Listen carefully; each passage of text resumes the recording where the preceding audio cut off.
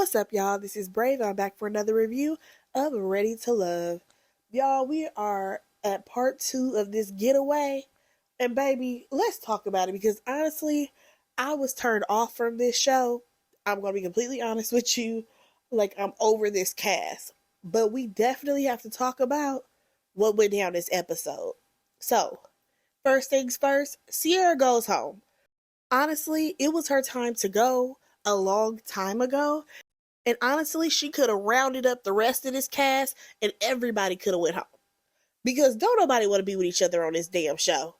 Nonetheless, Jessica is feeling away because Maria, he used the word combative. So they are all sitting around or whatever. You can tell that Jessica, she is now very quiet. She's just, focused on herself at this point. And her bestie, Janelle, she sticks up for her. Because here comes Chris telling Maria, how are you doing, after this elimination or whatever.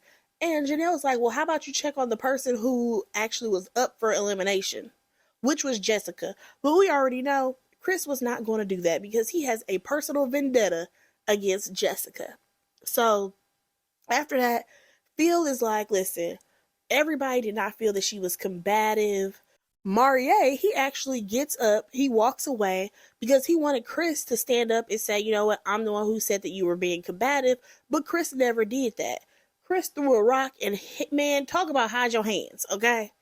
Them things was tied up in a knot. He could not get them free. He was not going to step up and say, hey, I'm the one who said it. And she already knew that it was Chris that said it because he is the only person that she has had a disagreement with. So moving on from that, we see Kat over here still trying her best to find a match.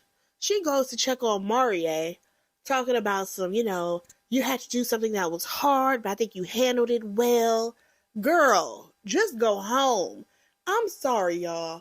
Kat is a beautiful girl, but the way she is like grasping at straws to find a connection, this is absolutely ridiculous. Like, girl, just self-eliminate. And then in her confessional, she's like, oh, if the guys say that you're combative, then that's just what you are. And honestly, I really wonder how Kat feels after watching this episode, as well as Lee. But we gonna get there, okay? Because Chris got y'all out here looking stupid. So next we see Janelle and Jessica. They're having a conversation outside or whatever. She's annoyed that Chris, he didn't admit that it was him who said it. And then we jump over to Marie, and he feels bad because he said the word combative, especially because this is his top connection. And it's just like, yeah, that is kind of crazy that this is your top connection and you didn't think to use a softer word, I guess. Honestly, there's no word that he could have said that wouldn't have been deemed in a negative light. Like, if he would have said, you like to argue, that's negative. Combative, negative. I don't really know what he could have said to make that, soften the blow. But yeah, it was real bad. Nonetheless, you have the group going out so that they can go fishing, right? Well, not the whole group, but some people. Now, what threw me off was the fact that Quentin is supposedly allergic to seafood and fish and all of that. Sir, why are you even fishing? Why are you out here? Go in the house with Janelle. But nonetheless, he caught this little baby fish, right? So here goes Lee, another woman out here fishing for a connection. See what I did there, y'all? Um, she's over here talking about, oh, I can help you take it off the hook or whatever. Girl, she doing all of that. And here comes loudmouth Janelle. Babe, you caught a fish? And here's the thing. Janelle and Quentin go back and forth with this banter while Lee is standing there looking stuck on stupid. Like, listen, this man is stuck on his connection with Janelle. Lee, move on. Like, I know that it has probably gotten around the house that Quentin said that he was spoken for. So I'm not understanding why y'all just not falling back from him. Like, if the man is clearly rocking with Janelle heavy, move the hell on. Like, stop trying to make fetch happen. It's not working in your favor. Now, if I'm being honest, y'all, I feel like Janelle and Quentin are getting the same edit that Camille and Cornelius are getting, where everybody hated the fact that they chose each other. Well, they chose each other earlier in the process, but Quentin has mainly been focused on Janelle. Every time we see him on a date, it's with Janelle. Every time he talks about his future, who is it with? Janelle. Like, I know that over the years, the process of this show has changed to where everybody wants to date around. But honestly, I don't hate the fact that Quentin and Janelle are choosing each other because that's the whole damn point of this show. Like, the point is at this point, y'all have met best friends. We meeting family. We meeting all these people. Why are you bringing new people in? No. If y'all are trying to move forward to have a relationship, then it needs to be you and one other person. That's it. Two people make the relationship. So I can't even knock the fact that Janelle and Quentin have chosen each other. I'm going to let that rock. So later on, we actually see Chris, and he decides to gift Lee some sandals, right? Talking about he has somebody go pick them up for her and all of this. And I'm like, that's extra as hell. Why did you randomly have someone go pick something up for you, bring it all the way out to wherever y'all are, just for some, no offense, but some sandals? That's a little weird. Also, your connection with this girl ain't even that strong. So, like, Chris is just trying to get points so that way he can stay in the game. I really feel that way. Now, we actually see Maria and Jessica talk, and she doesn't feel like she's been combative with any of the men. And I can honestly say, she hasn't. Jessica has done nothing to any of these men for them to even use the word combative. However, we have all seen Chris try to drag her through the mud every time he's in his confessional. He talks about how she's combative just because she does not agree with his lifestyle and how he wants the relationship to go. And I'm just like, you're just intimidated by her. And that's fine.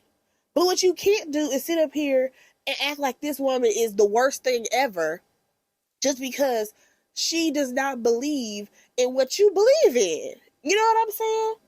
And also, sir, you're just jealous. If anybody's jealous, it's Chris. Chris is jealous at the fact that he wants Jessica. He can't have her.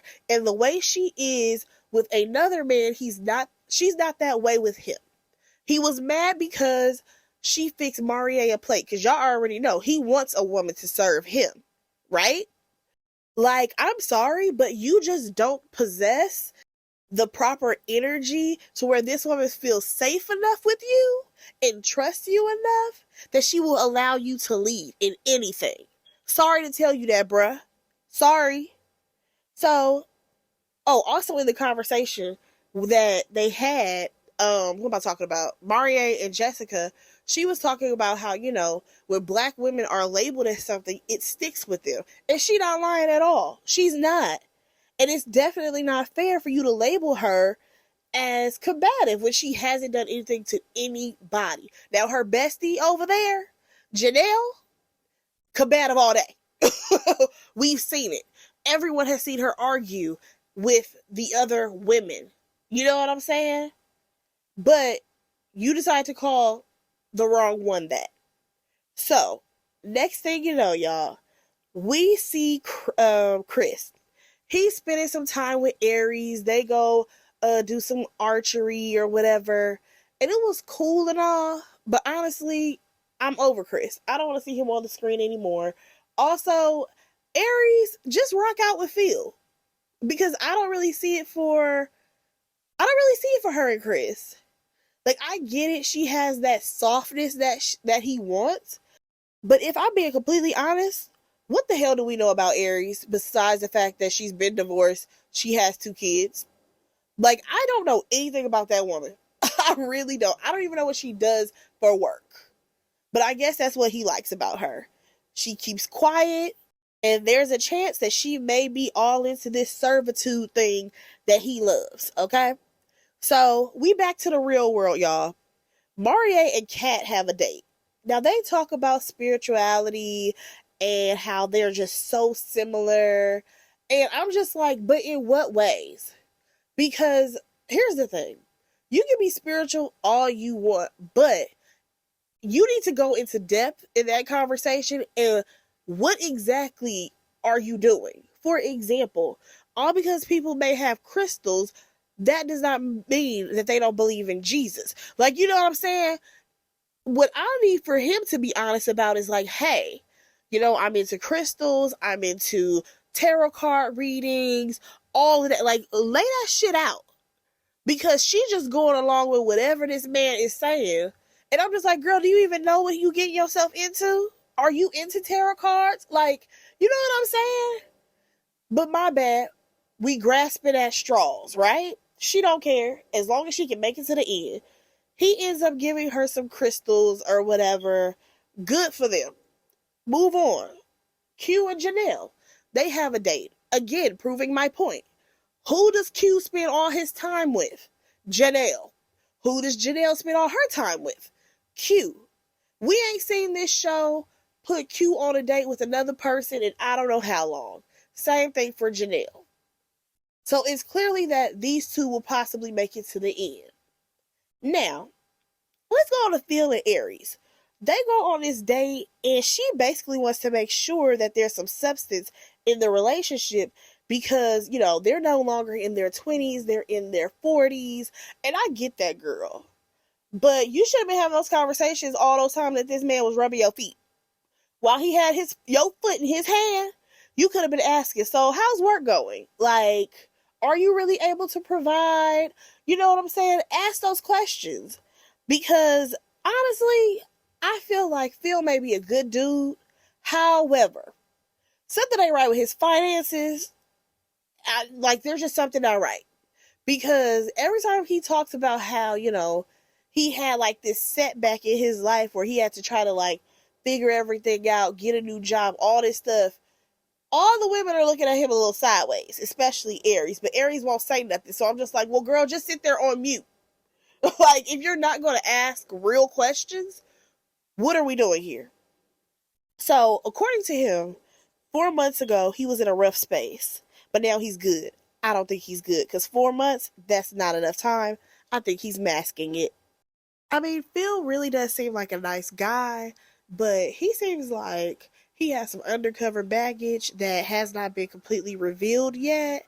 But at some point, we'll get there. You know what I'm saying? Only time will reveal. Maybe some things will come out during the reunion. Now, let's go ahead and get to the mess that we all want to talk about. And that, of course, is the ladies' lounge. So, of course, we have to go around who all the ladies are feeling, right? So, Aries, of course, says Phil. Janelle says Quentin. Typical answers. But here's the thing that got me.